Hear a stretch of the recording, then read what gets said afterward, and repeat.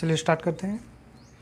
यह वीडियो आपका आधुनिक भारत के इतिहास टॉपिक में यूरोपीय कंपनियों के भारत में आगमन से संबंधित जो फ्रांसीसियों का आगमन है उससे संबंधित रहेगा। ठीक है, इस वीडियो में हम लोग फ्रांसीसी कैसे भारत में आए, कब कब उनका प्रसार हुआ, ठीक है, उसके बारे में जानेंगे। तो आइए शुरू करते हैं। चलिए तो देखते हैं फ्रांसीसियों का आगमन। तो चलिए देखते हैं क्या है। पहले ये भारत में सबसे बाद में आने वाले यूरोपीय थे, यानी जितने भी कंपनियां आए आपके, पुर्तगाली, डच आए, ब्रिटिश आए यानी अंग्रेज आए, और भी डेनिश आए थे, लेकिन ये सबसे लास्ट में आने वाले थे। कब आए थे? देखिए 1664 में एक फ्रांसीसी मंत्री जो उस समय क्या था, फ्रांस का जो राजा था लुई 14वां था, लुई 14 था।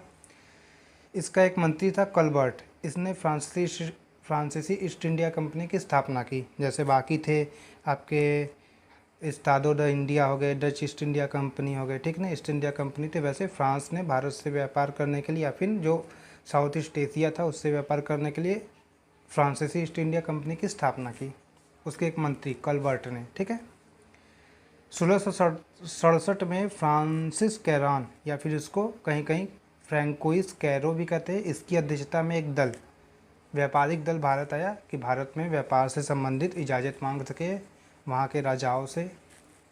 1668 में इस दल ने सूरत में, जो कि पश्चिमी तट है यानी जो पश्चिमी घाट है उधर, सूरत में अपना पहला कारखाना खोला। देखिए कहाँ पे है सूरत, यहाँ पे 1668 पे आपका गुजरात का जो, क्योंकि उस समय भारत का सबसे प्रमुख बंदरगाह सूरत ही था, तो यहाँ पे फ्रांसीसियों ने अपना 1668 में पहला कारखाना खोला, जबकि आए थे कहे जाते हैं 1664 में व्यापारिक कंपनी के रूप में आए। 1669 में मछलीपट्टनम में दूसरा कारखाना खोला, जो कि पूर्वी तट पर इनका पहला कारखाना था, जबकि भारत में इनका पहला कारखाना सूरत में था। और फ्रांसिस मार्टिन को सूरत और मछलीपट्टनम का उत्तरदायित्व सौंपा। ठीक है ना, एक और थे जो फ्रांसीसी कैप्टन था फ्रांसिस मार्टिन, उनको इन दोनों का उत्तरदायित्व भारत में सौंप दिया गया कि ये यहाँ के प्रशासन देखे, जो व्यापारिक आपका काम धाम है उसको कंट्रोल करे भारत में। मछलीपट्टनम कहाँ है? देखिए यहाँ पे मछलीपट्टनम, यहाँ पे डच भी आए थे, ठीक है, और यहीं पे अंग्रेज़ ने अपना पहला कारखाना 1609 में खोला था। तो मछलीपट्टनम में सेकेंड कारखाना और पूर्वी तट पर फ्रांसीसियों का पहला कारखाना मछलीपट्टनम में खोला गया।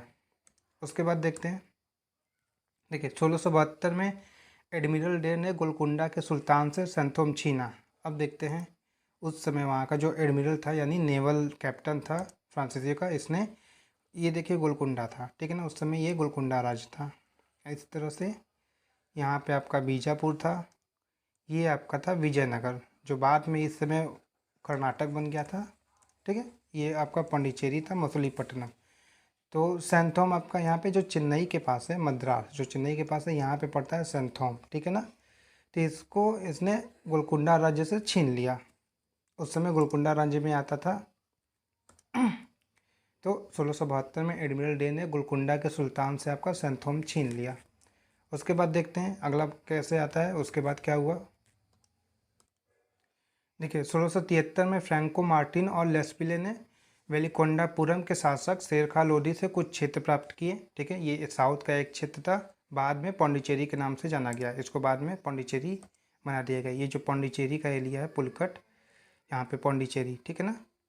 यहीं जो मद्रास के निकट जो साउथ के राजा थे, वेलिकांडापुरम के राजा शेर खान लोधी थे वहाँ के, उससे कुछ क्षेत्र प्राप्त किए और उसको मिलाकर, जैसे कलकत्ता में आपके 3 क्षेत्र प्राप्त करके अंग्रेजों ने कोलकाता बनाया था, वैसे ही यहाँ पे पौंडीचेरी की स्थापना की गई 1673 में।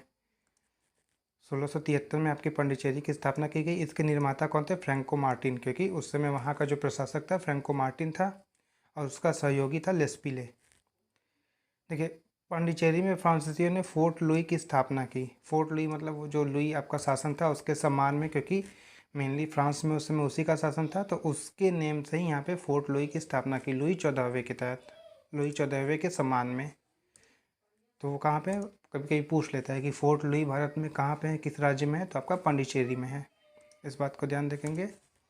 उसके बाद आता है देखिए 1673 में ही बंगाल के नवाब शाइस्ता खान ने फ्रांसीसियों को चंद्रनगर में किला बनाने की इजाज़त दे दी। यानी जो बंगाल का नवाब था उस समय तत्कालीन नवाब था शाइस्ता का, ठीक। उसने फ्रांसीसियों को चंद्रनगर में किला बनाने की अनुमति दे दी। इस किले के फोर्ट ओरेलियंस कहा जाता है, ठीक है। 1673 में वहाँ पे चंद्रनगर में फोर्ट ओरेलियंस की स्थापना हुई फ्रांसीसियों द्वारा। फिर 1690 में फ्रांसीसियों को चंद्रनगर प्राप्त हुआ, यानी उन्होंने वहाँ के शासक से एक तरह से कब्जा कर लिया, ठीक है। लड़ झगड़ के वार के थ्रू चंद्रनगर पर कब्जा कर लिया। उसके बाद 1696 में डचों ने फ्रांसीसियों से पांडिचेरी छीन लिया।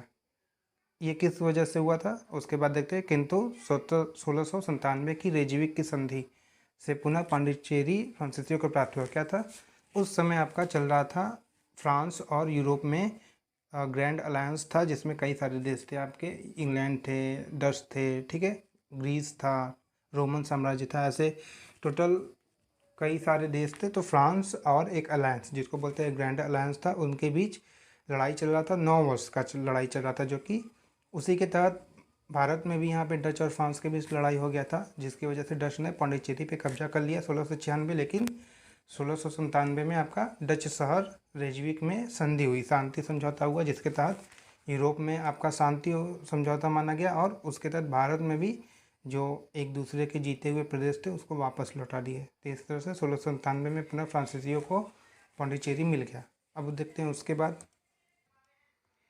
बाद देखिए 1742 में आपका फ्रांसीसी गवर्नर डुप्ले भारत आए। ये प्रथम फ्रांसीसी गवर्नर था, यानी जो भारत में फ्रांसीसी राज्य स्थापित हो रहे थे उसके प्रथम प्रशासक इसको बनाया गया था, डुप्ले। और इसने क्या किया 1646 में फ्रांसीसियों ने मद्रास पर कब्जा कर लिया, ठीक है। ये बाद में देखेंगे कि कौन सा था, पहला कर्नाटक वार इसका कारण बना था। 1648 में अंग्रेज फ्रांस के बीच यूरोप में एक्सलासापिल संधि हो गई, फलस्वरूप मद्रास वापस अंग्रेजों को लौटा दिया गया। ये हम लोग देखेंगे जब अंग्रेजों का भारत में प्रसार हो रहा था, या फिर जो फ्रांसीसी और अंग्रेजों के मध्य वर्चस्व की लड़ाई हो रही थी, उसमें कैसे एक दूसरे के प्रदेश जीते जा रहे थे, कैसे जो यूरोपीय कंपनी थे भारत में अपना प्रभाव बढ़ा रहे थे, उसको डिटेल में देखेंगे। अभी ये पॉइंट वाइज है कि कैसे फ्रांसीसियों का प्रसार हुआ था। 1648 में अंग्रेज फ्रांस के बीच यूरोप में एक्सलासापिल संधि हो गई। इसके फलस्वरूप जो मद्रास जीता था फ्रांसीसियों ने अंग्रेजों को लौटा दिया।